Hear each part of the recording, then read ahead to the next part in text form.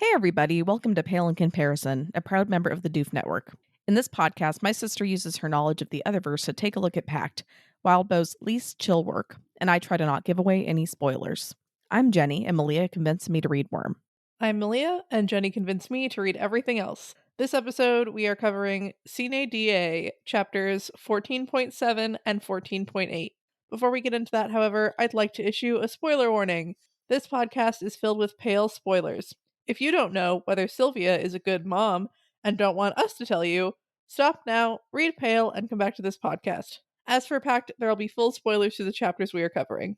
Okay, this is really stupid, but Perfect.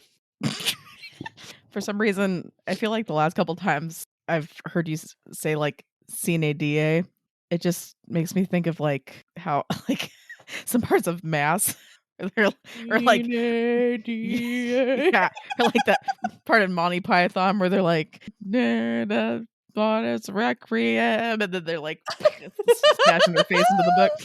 Sine Die.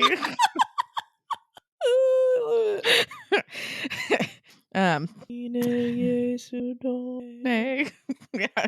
Yep, really good. I thought you were gonna finish the whole thing and then make like a thud sound. Do it. Do it. Bona Deis Requiem. Okay. All right. Thank you for that.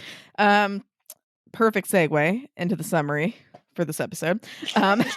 Corvidae chucks a mirror and Rose pulls out a bunch of hair. Mara kills and runs.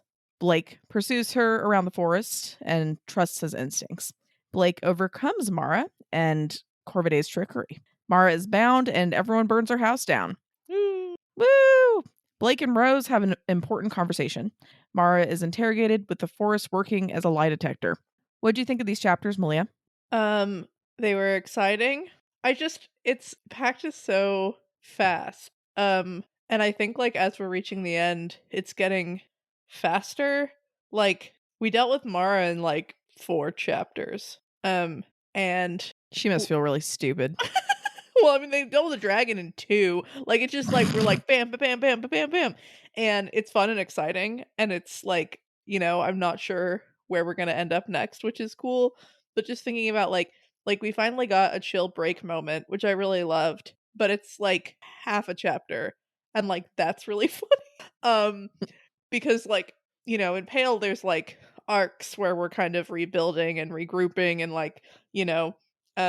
and here it's literally all right, we got 15 minutes. Let's hang out. And I love that. I mean, it's something people say about Pact, but I'm really feeling it right now. This also feels especially 14.8 feels like a really significant chapter, and I feel unsure if I've pulled out all of the significance, but I don't know. It You was know what? heartwarming. That's fine. Yeah. Yeah. I really liked it, and it makes me really worried. All right, well, we'll start with Corvidae checking a mirror and Rose pulling out a bunch of her hair. I wrote in my notes, "Hey, I'm gonna help you up by making you stronger, lol." And that made me think of what doesn't kill you makes you stronger, which was fun. Which that's Corvidae. And it's just great that he's it would make her stronger to, I mean, maybe, I don't know if she'd become totally possessed by conquest or what exactly would happen, but presumably it could make her stronger to defeat Mara.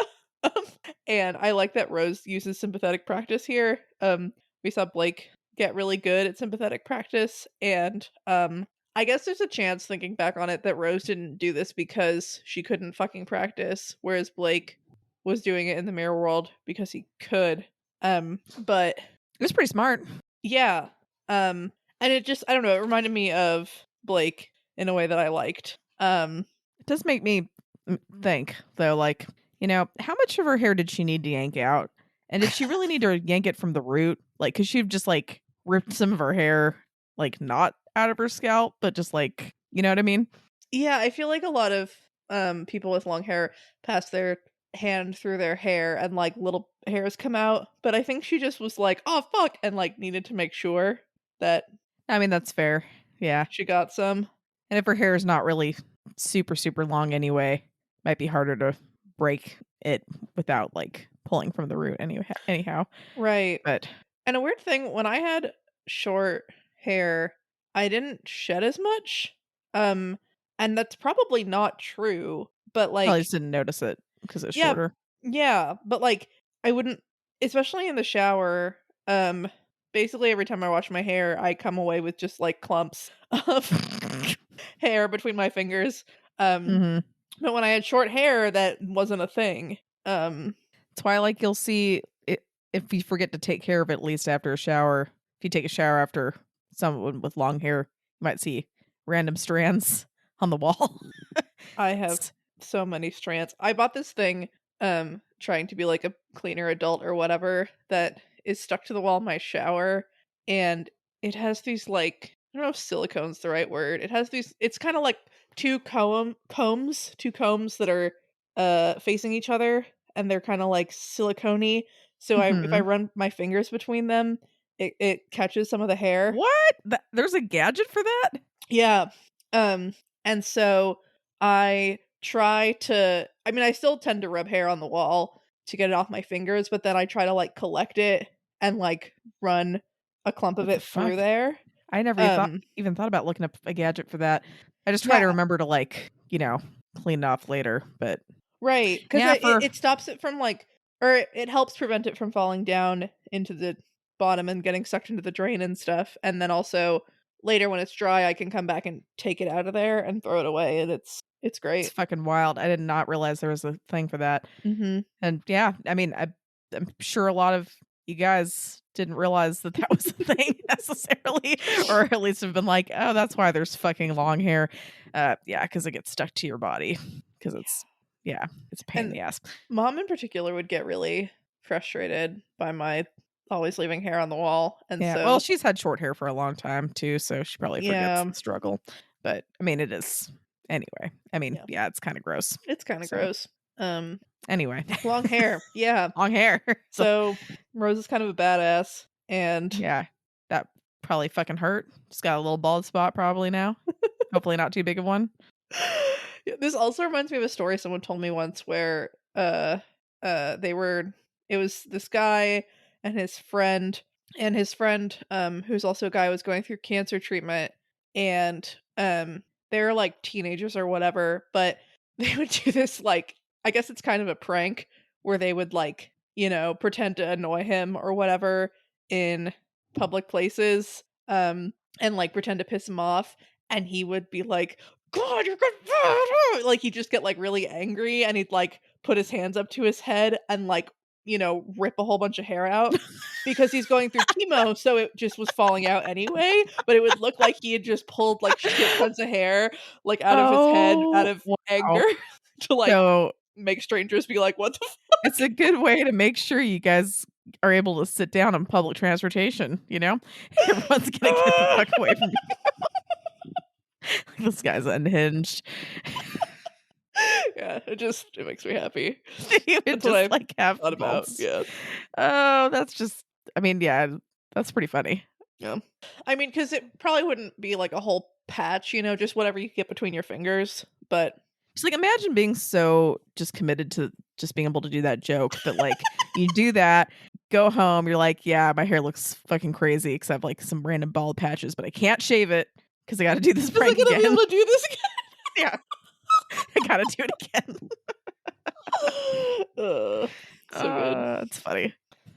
Um, I also had this fun image of like Blake describes like the mirror is like arcing through the air, and like the clouds part, like there's like this like light like kind of shining down somehow like onto the mirror as though Conquest is just like, yes, right? And then I imagine like as he's like slowed down and being like, no. It just, I don't know, it made me really happy to imagine him just, like, trapped in there being like, Like, "Yes! "No!" No!" So close. I just God, so good. That's funny. That's pretty good. Um, and, yeah, Corvinet's like, "I was helping!" And Tiff's like, "Okay, just you're Like, done. don't. Like, we're turning you off now. Like, stop." Um, Which is a really fun way to, like, quickly I mean, like, not completely resolve that, right? Like, the fact that the mirror is, like, lying on the ground somewhere is still a concern throughout this chapter, but basically, like, "Conquest, just kidding." Like, so Juke. so fun. And yeah, the Behames are sort of being like, "Oh, Mara, she's fucking scary. Like we were always told to like not go back here, blah blah blah." And then one of them is just sort of like, "Yeah, and like if you're ever back there, just wait till you hear the bell and like follow it." And now that I'm saying it out loud, I guess maybe like Jacob's bell, like listen for Hmm. the church bell or whatever and follow it. But it sounded like there was some sort of, like, bell in the woods that would, like, guide the Bahame children home, and I was like, "What's happening?" Yeah, But cool. I'm gonna go with the first one. Probably, yeah. This morning, I, uh my cat is very cute, and to emotionally manipulate us, she, like, flops down, for pets, and basically if she does that, like, we have to, like, make a big deal and pet her a bunch because she's too cute, and it's the compact or the whatever. And so, this morning she was, like, really trying to get Ben's attention in particular, and so she flopped over, and I was like, "Ask not for who the cat flop, she flopped for thee." Oh, jeez. She flopped for That's thee. funny. But yeah, so bells, we all it's a circle. It's a circle. Well, Mara murders somebody and runs off. Blake chases her around, trusting his instincts to find her. Yeah, this was fucking scary. Um, it I just wonder how much she, like, knows, 'cause she's like, "Okay, that guy is kind of close to death, so I'm gonna, attack him, and my word is just gonna, like, set off his heart, and he will die," and, like, that's insane. It made me happy that the knights were here, but this part, was really sad. Yeah, that was a bummer. Um, yeah, also before she actually kills Teddy, she's like, "I'm going to kill all of you and then bind your souls to your bodies so you experience like decay and death forever." Be like, fuck you, dude. It's like, wow, why? Like, they're just here to ask you if you're trying to destroy the town. Like, let them leave. Like, Like, well, you know what? Decay only lasts for a certain amount of time, and you eventually get like, your everything gets like eaten or, you know, given back to the earth. So you actually, you know, whatever, you're gonna be a part of the earth and like maybe travel around. And so checkmate. yeah, it'll be great. Being Yeah, I bet you didn't dead. think of that, Mara. Wonder if your consciousness would split into a bunch of different parts. That'd be pretty trippy. Yeah. And then it's funny too, because she's like, "Oh, except you, Rose, like, I'll let you die because you're gonna go to hell." And that's funny. And like Like, fuck you. and that's funny. It also just occurred to me because I was like, why didn't she just like scare them off and let them leave or whatever? Because it seems like, at one point they're all like, "Can we just go?" And I'm right now I'm thinking it's because she was stalling for time so that Johannes can like destroy the town. Um, Hmm. because otherwise, I mean, that and she thinks that Grandma Rose is trying to do something to save everyone or something, so she needs to kill the Thorburns, but like, but yeah, so she tells Teddy to die, and he starts to, and she runs away and pulls a Legolas, which is fun. Um, it's like running on top of the snow, and Green Eyes is a badass and also can like go as fast as her, which is so awesome. And Blake's like trying to fly, and Rose is like giving instructions and trying to tell people, what's up. And it's interesting that she seems to be like the most competent and knowledgeable practitioner. Because there's like Behames here who've been studying for like years and years. Mhm. And like I guess it's like this is kind of her show. This is, they're following her. I think she's really sharp, Yeah. and I'm sure the Behames have a lot of family knowledge and books and things, but, like, so does Rose. Right, and she's had a reason to, like, really intensely study this stuff, Mhm. but, yeah, she's the one who's kind of saying, "Okay," like, she's probably trying to, like, kill 3 of us, and then she'll be able to, like, kill anyone even if blah, blah, blah, so, like, don't let her touch you, and, like, Mhm. just kinda figuring out how she works really quickly, Yeah. is cool. Mhm. Um, yeah. Uh, and again, because Blake again thinks of like, Mara's a survivor more than like a fighter. Like she's trying to like keep them at bay and like push them off and then like use her power over whatever in the opportune moments and stuff. Um, and yeah. Uh, but she does hate them all, I guess, or something. So I don't know. She has a Uh, lot of hate. Yes. Blake also has some good deductions and reasoning here and realizes like, the birds are only attacking stuff that they notice, right? So they're attacking like light and they're attacking noise. So if everyone just like stays still, the birds will stop attacking them. Mhm. And so everyone kind of does this except for he can hear some footsteps and he's like, "Ah, Mara." Um and decides to like play Marco Polo or something. He That's a good screams description. like Mara, and then Not Mara. not Mara, like,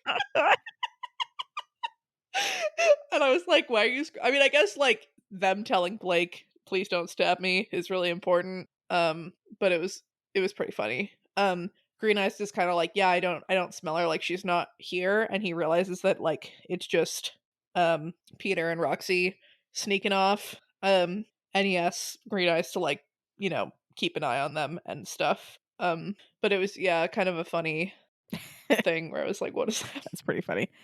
Man, I haven't played Marco Polo in such a long time. It's been a long time. Marco Polo is a great game, and like I wouldn't cheat. Um, You can't cheat. I I know mean, I I know some feel people like I cheat, but definitely know some people who would when they were, the Marco or whatever, and like that's just lame. that's Um, so lame. like if you're a really little kid and you're playing with adults or whatever, fine. But like not being able to see is the whole point. Like don't fucking open your eyes Yeah. Like, don't and be lame. try not to crash into the wall or whatever. I always felt like I was really cool when I was like, I guess, polo and could like slip right through, you know? uh And then they'd be like, what the fuck? That was a great game. Yeah, it's definitely more fun being polo. But being the I wonder Marco how can be universal fun this if it's game not for is and too how long. confusing we're being right now. Should we explain or should we just Let's just leave it, and cool then they can because it's funny and learn about like American culture? we can explain more later. It's a game in the pool. That's what we'll say. Yep. It's very simple, but it's fun. Fun. All right, moving on. Blake overcomes Mara and Corviday's trickery. Mara is bound, and everyone burns her house down. Woo. Woo! Um, so Blake kind of realizes at some point that she's heading for Corvidae, and I'm not sure exactly when he puts it together that like she wants to kill him so that she can have like a second kill in her rule of 3 pretty quickly. Um, and so he decides to trust his instincts. Hashtag High Priestess, and uh, so they're kind of like going and trying to find her.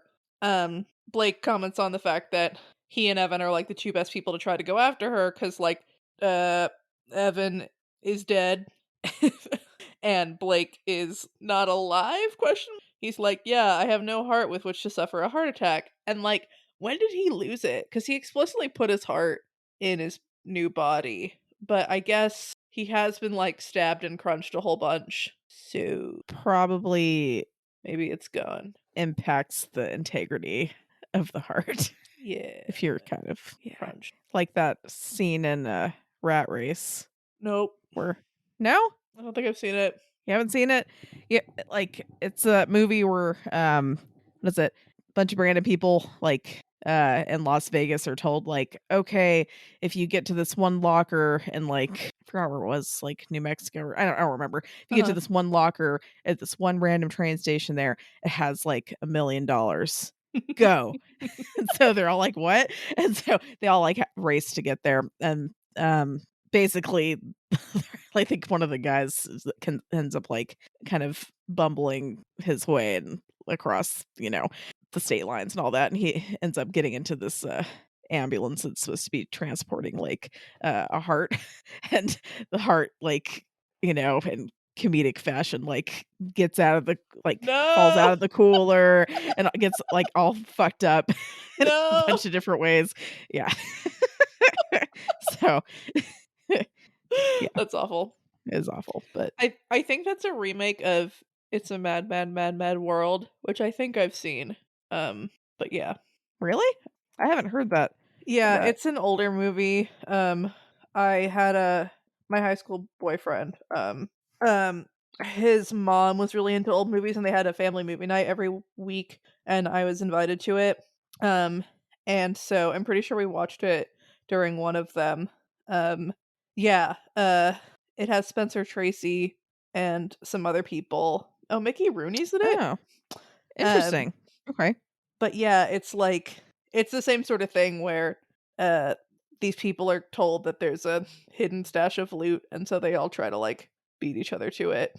Okay. Um Yeah, it sounds pretty similar. yeah. Well, maybe we should each watch one of those. I don't know, we should watch those movies. Yeah, they're fun. Anyway. Yeah. Um but yeah, so then he's like, "Oh fuck, is she after the mirror?"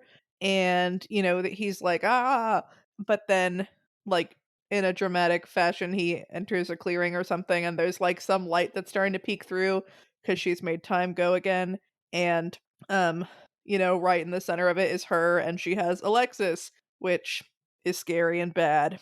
Um and there's a circle of blood and black feathers all around or whatever, and Mara's like, "Don't fucking talk, bitch," to Alexis. And Mara's like, "Great. Kill her or kill yourself. Doesn't matter to me. Like, pick one." And Blake's like, "Yeah, okay, I'm gonna kill me, I guess." Um, and so he goes to grab the hyena, and I don't really know if he was like gonna just be done and stab himself or what. But while he has his back turned, Mara like quote unquote kills Alexis or whatever. And Mhm. um yeah, so this was really fucking rude. The whole like the last thing she saw was you turning your back on her, Yeah, and be like, like "Fuck you, man." right, like that's god damn it. Like, That's mean. And she's had many years to practice being a grade A asshole. right. And I wasn't totally sure that Alexis was dead here, because I was like, I'm pretty sure that they need like a bigger conversation between the two of them, but you never really know, right? Like crazy stuff happens, and so I wasn't totally distraught, but I was worried. Um Yeah. but then so Blake is like, can't let this bitch get away, and tries to like make a circle around her circle with his wings, and he's like, it's like my wings are too small, so I have to rip one of them off. So he rips one off and holds it out, which is really good. And he's staring down and he's like, huh, feathers and stuff. Maybe that bird is important. And I don't know why exactly, uh, but the bird's important. And so Mara tries to move, but he gets her and he holds the hyena to her throat, and he's like, I hate you. Like, I won, except everything sucks because Alexis is dead. And also I'm confused. Like, why did she kill Corvidae? Like, what is going on? Like, bleh. And he realizes, oh, she killed him because he was bound, and so she could just bring him back, and he wouldn't be bound anymore. And in that moment, he just sort of stabs at nothing. And has great aim. It's really good and saves Evan. Woo! Yay! Yay. Because Corvidae had Latita's glamour, and I guess this is like bye forever Corvidae or something, or at least bye for a long time, because you know, Because it's the hyena because and, it's you know, and that's kind of can't really come back from that too well. right, or like at least that's the rule so far. That's it's like, oh, that's what, okay, it's like being bail fired. Brief Wheel of Time spoilers. There's this magic in the Wheel of Time called Balefire that kills you so much that you're killed slightly back in time. Oh, damn. So the idea is that they have a big thing about like the pattern, and it's all like weaving and thread and stuff. So people like lives are like threads. So the idea is that balefire like burns your thread back even a little bit farther than Than when you got like than the time you got killed. yeah. Um Okay. One time somebody gets so fucking balefired that like it was as though they had died like 10 minutes before or something, so a whole bunch of people that they killed like weren't dead. Um Oh, that's cool. Yeah, but also it, like, makes the universe fall apart, so Oh, you I guess shouldn't that's bad. use it. But so the bad guy, the dark one, can, reincarnate his whoever he wants, basically, like, put their souls in new bodies, but if they're killed with balefire, then they were killed, like, prior to right now, and so he can't, like, grab their soul to stick it somewhere else. Mm, Um so balefire equals actually fucking dead in the Wheel of Time, and I feel like the hyena so far means dead. like actually fucking dead. Actually dead. Okay. Okay. Interesting. Um, and I'm wondering if that will be If uh that's legit. undermined. But it's a Hmm. nice kind of like, don't have to worry about that anymore. Um, yeah. But so Blake realizes that this is the second time where a quote unquote ally has looked like a friend and like been bound in a circle um and has betrayed him, whatever. Cuz like Yeah. Podrick had helped Blake in Toronto and stuff, so I guess he counts as an ally. And then Corvidae was, bound to help them. And so Blake is like, "This will happen again, and it will be worse." So that's fun. That's great. Perfect. Love those patterns. Yep, it's gonna be great. Yeah, because I mean, the rule of three would be like, oh, he saw through it these two times, and so the next time he won't, or and it'll Mhm. fuck everyone up. Yes. Meanwhile, Peter and Roxanne put their matches and alcohol to good use and set a house on fire. Which I bet you never thought you would say. With them putting it to good use. Yes. Yeah, I'm really proud of them. I don't know. These Thorburn kids are all right. No, they're not. No, they're not. I don't know. I have so much faith in them. They're gonna make it through this and they're gonna get Man, better. just like the pale reader in you. It's just like just so it's just so funny. Peter's like, Roxanne, like, look at the other threats that you should turn those matches on. And then she did it. Like, It's even I'm just it's just funny. Like it's even like the discussion in Discord from like the last episode, they're just being like, oh, like the hag discussion was so great because looking at Malia and how, she met Alpi first and just all her optimism and yada yada yada. Whereas the other way around, we were all like, oh, I don't know about this Alpi hag thing, you know. yeah. Just funny. That pale optimism. Well, Blake and Rose end up having an important conversation where Blake forfeits. Um, Blake gets 15 minutes to think about how nice the sun is, and hang out with Evan. Um, and it's really good and sad. And he notices, like Rose is holding her mirror, watching the Knights and Behames bind Mara, and the Satyr and Maynette are like probably getting fucking drunk. Peter and Roxy and Green Eyes are all off, like celebrating the bonfire. Um, and it's just nice. And so Rose like sees Blake and is kind of like, okay, I should talk to him, and starts heading over, and he lets her, start off, but then still meets her halfway because he isn't heavy or whatever. Um, and so they've met each other in the middle. And she is like, yeah, you're really scary, and I'm afraid when I'm around you all the time. And Blake's like, I don't feel fear.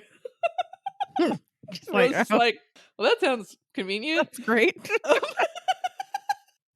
And she sees, oh, like your wing is broken. Like, can you fix it? And Blake's like, yeah, but I need someone to like hold it. And Evan's like, why don't you ask me? And it's like, Evan, you don't have hands. Like, you are a lot stronger than you look, but you Not don't have that strong. hands. And so Rose just, takes it, and Blake's a little hesitant, but he lets her do it. And then, she is like kind of freaked out by all the wood moving, but it was really sweet and nice. Yeah, this has been like the nicest interaction between them, I Like, think. yeah, like maybe ever. Maybe ever? Yeah. Definitely since like arc 1. Blake had a lot of good moments with Rose, but I think this is one of the kindest Rose has been. Mhm. And she's like, "No, you're scary because I can't predict you. Like every time I see you, you're like something different and you keep surpassing all of these like boundaries and obstacles and overcoming all these things, and like you have fucking wings now, and like how can I, like, what even are you going to Prepare. Yeah. do?" Right? Mhm. And her memories of Blake are scary tree man who's supposed to like murder her to take over her life. Not all the good shit Blake did, and like Yeah. stuff, and the ways he tried to like help her out and stuff when he was the one Human. outside of the mirror. Um Yeah. and so yeah, considering that, this seems to be a really big step, but then you learn like it's not necessarily for Blake, Mhm. which is kind of a bummer, but also Not really surprising. yeah. And she still is trying, and she's Mhm. still like, I think thinking, I want to break this pattern slash show my fiance that his life isn't going to suck. Cause I'm, like I want to show him that I'm not going to treat him this way Yeah. by not treating you this way. Yeah. And that just feels really like I like them as a couple, and I do not expect, but they're, you know, seemingly committed to this marriage, and it's not just fuck you, I have to. It's like, no, I actually, I don't want to be in a horrible marriage, and I want to like try to reassure him, Yeah. and that's awesome. Yeah, that's nice. And how is Alistair such like a weirdly good influence on her after being such a huge douchebag? um, just don't get it. Uh, Mysteries of life. Yeah, so Rose is like, "Yeah, I'm trying to, like, lay some groundwork for the future, and, like, part of that is, me being better with you." And Blake's like, "I don't have a future." Like, and Blake has changed and transformed a shit ton. He keeps transcending boundaries, and so, there's a chance that by the end of tonight, he will have lost the things that remain that make him Blake. Mhm. He doesn't know if he can stop. He's, just having a really hard time imagining the life that he wants of flying and hanging out with Evan and Green Eyes, like, actually coming true. Mhm. Um, and because he's Blake and he always pays his debts, he is aware of some of the things he's obligated to, namely or the Witch of the Drains and the Abyss. Yeah. Um, and Rose interprets this as like, I've been so afraid of you taking over my life and you don't even give a fuck, like, whether you take it over or not or something. And Blake's like, no, I care and I want to live. And yeah, I don't want to be the type of person who wins that fight. Um, Yeah. which is like really beautiful and great and upsetting. Rose is afraid of how much Blake cares and feels and wants because she doesn't have that. Um, and she thinks that Blake will destroy himself to destroy her. So the only person, like, either they both lose or she wins, is like what she envisions from their Yeah. fated horribleness or whatever. Mhm. Um, and it's all just upsetting. But he's like, I don't want to be a monster. I don't want to become what I'd have to win our fight. So as long as like you and Alistair don't do anything really shitty, like you can win. Like I give up. Like we'll get through this, and I guess you can stab me with a hyena. Like unclear. Unclear. He does say, like, you probably have to use the hyena to kill me or whatever. Mhm. But like, you need to look after the others, meaning Evan and the friends, I guess. You need to deal with Orr and put a flower on this chick's grave Mhm. on your honeymoon in Wisconsin. And I'll deal with the abyss, no worries. And it's just like a sweet and upsetting moment, and the moment it's kind of like, wow, this is so like this is such a big sacrifice and this is really upsetting, but also like so great that Blake is this good of a person. Yeah. He's like, Rose fucking hates you and is the worst and is manipulating you, and like she cut you down when you needed to be strong, and like she like lied to you. She didn't take the oath so that she could lie to you. Like, and all those things are really true. And Mhm. he still pushes through it. And I'm wondering if this is an example of like when the high priestess as the left hand or whatever could be bad, right? Like he's Mm. not listening to these instincts, and I it feels like a good thing that he's Yeah. being the better person and the bigger person Mhm. and trying to go through with this. Yeah. But yeah, it's not a very clearly defined deal or situation or anything. Rose doesn't want to push it, Blake doesn't really want to think about it, so we're gonna move on. Mhm. Um, and then like the best and most heartwarming and upsetting part of the chapter. Was upsetting. It just it's upsetting because it's so great and there's no way like I don't see a world where Rose and Alistair like are married and Blake is like hanging out and they all just, like live a nice life where he, visits for the major holidays and like I just but it's so good because Rose wants to ask for one more thing. Can we please not call him Russell? And it's just like, I kind of expected her to say that, and it's so good and it's so funny. And, it just like, it really breaks the tension and like, Mhm. they're like teasing each other. Like they feel like siblings, they feel like twins, giving each other a hard time and just being like, like, Rusty. And she's like, fuck, like, and it's really good. And Mhm. I love it. And it sucks that she doesn't remember human Blake. Like, Yeah. and again, it's just it's interesting that this is her only knowing Monster Blake and like not remembering all the times he really tried to be good to her. And this is like kind of the best she's been with him is yeah, again, interesting. Like Mhm. she's I love Rose and I hate everything. Yeah, Blake deserves a lot better in terms of everything, but Yeah. good that he's so good.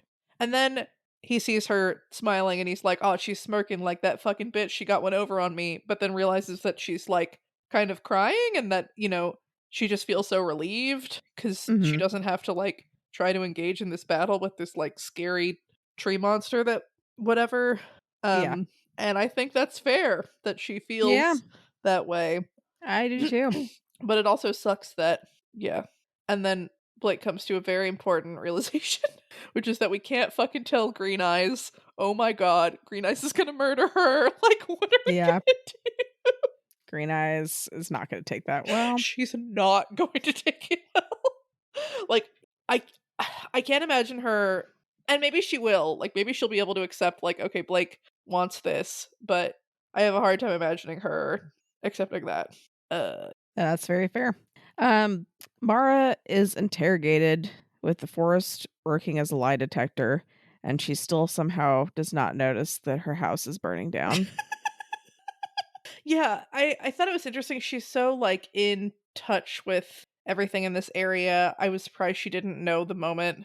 I mean, presumably she doesn't realize her house is burning down. She's like, "Let me live here by myself in my house," and they're like, Like, and this was intense, and especially you know being relatively well versed in the other verse, having Blake start off by saying, "You're going to break your word," like well, now one of them is, right? Like, it's just such an intense, sentence, either Blake is wrong, I guess, or she is, but it's just so hardcore.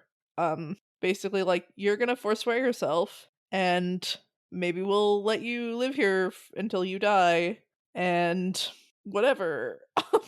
And she's like, "No, but, like, if I tell you that, like, there's one small piece of knowledge that will help you all." And Tiff's like, "We don't negotiate with terrorists." And everyone's like, "Yeah."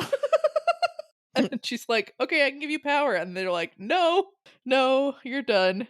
Um, and yeah, so first she's like, "I did everything." And the forest starts to fall apart. And they're like, "Oh, that means she's lying. She's losing her hold on this place." And then Laird is inhabited by a demon or something. And Blake's like, "Huh, it's weird that she's so connected that she would know that that's even, like, a thing that would bother people." And I'm like, "Wait, do other people know that Laird, like, fucks with demons, kind of?" Because, like, one of his family members was really relieved, but I didn't think that anyone other than Alistair knew at Yeah. this point. But whatever, we move past that I real mean fast. I guess to be fair, it would be a relief to know that, like, That was a it lie. was a lie, you know? Yeah. Because it's either gonna be a relief or like, "Oh, shit." We're like, And then she's like, Rose Thorburn did everything, and and then they're like, no, fucking tell us who's sinking Jacob's bell. And she's like, Johannes. And I'm like, wait, we already knew that, right? I'm not satisfied that Johannes is behind it all along. Mwahaha.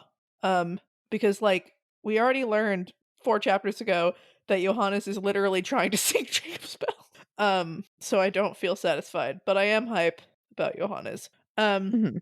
so apparently you need to get to Hillsglade House, but you won't get there in time. Ha ha ha ha ha ha ha ha ha. Um, Bummer. It's a bummer. It's 'cause the demon, right? The demon under the house. It's gonna That get out. That's the it's only gonna reason get why out. Johannes like, why does Johannes need to go there? The Hillsglade House is a linchpin that something. The swamp? I don't know, man.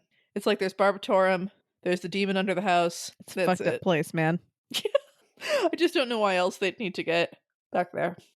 Well, we're gonna talk about how this compares to Pale. Our Pale in comparison section. Eh. Um, the Kenneteers never made anyone forswear themselves, did they? But they have interrogated people.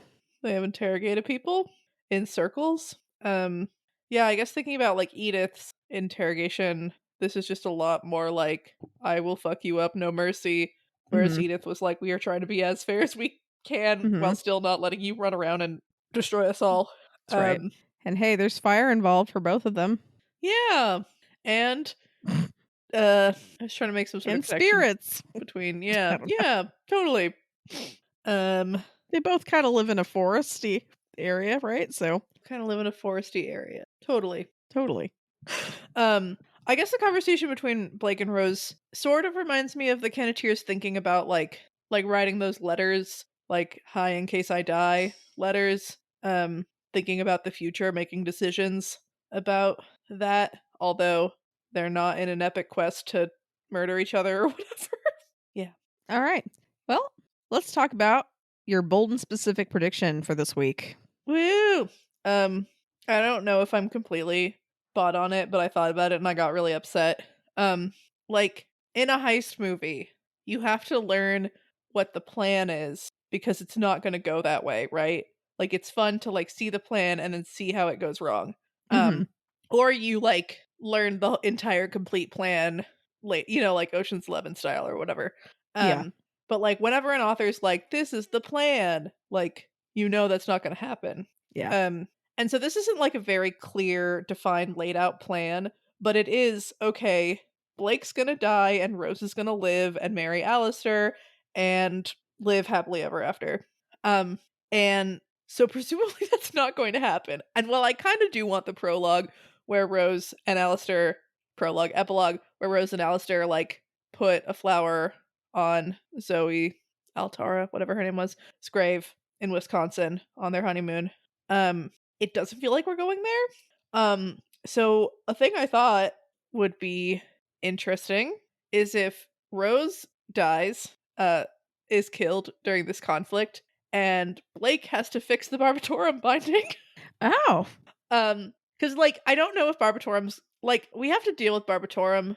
I don't know if he's gonna like get out necessarily because it seems like that would do some sort of like unspeakable, irreversible damage to this town and everyone involved. Yeah. And I don't feel confident that that's where we're going. Okay. But we do have to have Barbatorum more as a thing. And I think it would be interesting for Rose to, like, be killed by Johannes, or, like, something, or, like, Conquest. God, is Conquest gonna take over Rose and then eat Barbatorum and become a demon lord? I mean, you could make that as your. So it's either that or Rose is gonna die and Blake's gonna have to fix it. Okay. All right. Well, I like it. Woo. That's great. Thank you, Malia. Last week's discussion question was recommend a piece of media that sounds really boring, but is actually really cool. So we got some good answers for this. Let's start with Hobo Demon saying, silly answer. There's a movie about a guy who hates his job and stops trying to pretend he cares. Totally boring because it's just the reality of having a job, called Office Space. That's true. He said the a serious answer. There's an anime called Vinland Saga. They've never read the manga, but the first season was about this orphan being a child soldier in the years just before England's rule under the Danish king Canute. Second season is all about farming. All about farming, and apparently it's great. It's fucking great. So, 'cause the child soldier is dealing with the trauma of his experiences and failures, and the fact that he's now a slave farmer who isn't good at anything worth doing, and it's really nailing the vibes of aimless insecurity that capitalism inevitably pounds into the honest worker as they are alienated from the value of their labor. Damn. Damn. Captain Rhino recommends the Lego movie. I mean, maybe those aren't necessarily recommendations, but they kind of are. Because from a spoiler-free plot synopsis, you might think that the Lego movie is a generic hero's journey story solely designed to sell plastic toys to children. But it's also But- designed to sell plastic toys to adults. Yeah, because it's fucking great, and the song slap. They're all great, and it's entertaining, charming, heartwarming, self-aware movie complete with a surprising twist. Definitely recommend. And then they also talk about Papers, Please, which That's is a great game. bureaucracy simulator video game where you're stuck in a customs booth checking passports of people entering your country. I haven't played it yet, but I want to say, isn't it like a Soviet country or something? Yeah, I mean, it's a fake country, but yeah, it's supposed to be, it gives those vibes. Yeah. Okay. And then, but it somehow manages to tell compelling stories and has moral dilemmas and conundrums where you have to make hard decisions about who to let in. Mhm. And apparently they made a short film from it. Oh, that's cool. I didn't realize that. Yeah. Next, Beleg Tall. Honestly, I feel like I'm gonna have to start listening to this podcast. So said this is a perfect discussion answer. It's a BBC podcast called The Boring Talks. Which I just pronounced that weird. The Boring Talks. Do you know how to categorize a cornflake? Why the NATO phonetic alphabet was created, or what weight a wooden pallet can carry? If the answer is no, you need to listen to the Boring Talks podcast. Each quick talk is packed with facts so strange and niche, they probably won't help you win a pub quiz, woo a new love, or impress guests at a dinner party, but you might just find them oddly interesting. Yeah, that feels That's like, pretty fun. that sounds pretty fun. That's like straight up, I just listen to that and just steal it. Steal all the steal fun facts. Steal all the fun facts. Be a lot easier than my random research I have to do before. Stuck in Reddit Factory recommends Unpacking, which is a short game on most platforms. It's kind of a like puzzle game. The puzzles are the character just moved and I need to unpack their moving boxes into their new home. So you unpack this person's whole life at 8 different points in their life. And you get to know and bond with this person that you never meet. The puzzles aren't too hard. The sound effects are really satisfying, and it's absurdly soothing and transformative experience for such a boring concept. That sounds It's kind of interesting that cool. like some games like that can be so fun while the real thing sucks so bad. Mhm. You know, like Mhm. having to unpack. I mean, I don't know. Maybe some people like it, but like to a certain degree, it's neat. But it's also just like crap. I have to figure out where to put all this stuff. All right. So Elliot actually answered, and he said his to go answer is always The Good Wife for this type of question. The title makes it sound boring as hell, but it's by far the classiest and best produced legal drama of all time. The characters are all fascinating, including the titular wife, Alicia, who's far more interesting than the title suggests. The weekly cases are always bangers, and overarching plots drape over them perfectly. I really need to watch that. I feel like I've heard it's good, yeah. Yeah, I've heard it recommended so many times. The first few times I heard it recommended, I thought it was like a doctor show, um, Like The Midwife? or something Or probably, yeah. I think I got it mixed up with the, there is a Call the midwife Midwife. show, right? Yeah, Call Yeah. the Midwife, that's right. Spinagon says that two people discussing a long web serial, 2 chapters per 2-hour episode sounds pretty boring, but it's actually really cool. You should try it sometime.